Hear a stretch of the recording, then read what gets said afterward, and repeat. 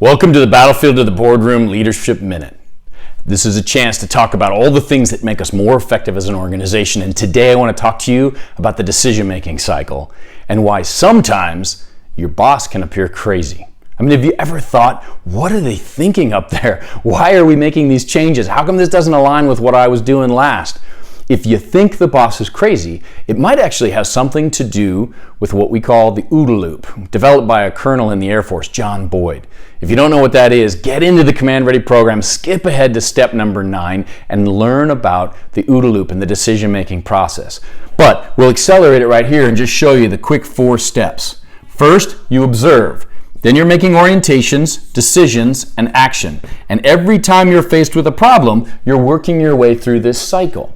And the faster you can get through this cycle, the more effective you will be working against the competitor, the sales, the enemy in the military, right? And your goal is to get your decision-making cycle to be so fast that you're out-cycling, or there is a gap between you and the enemy.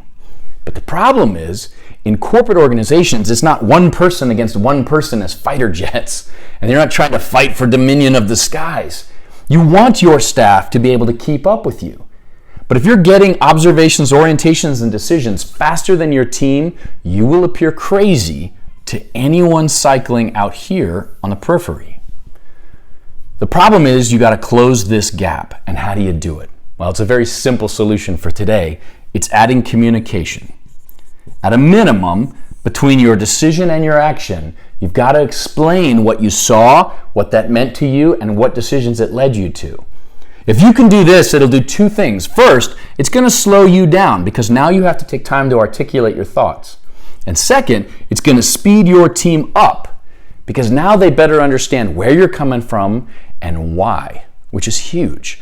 If you can get this gap to shrink so that now you and your team are both operating in a fast cycle, bosses won't appear crazy, staffs will feel more engaged, and you're gonna get more done.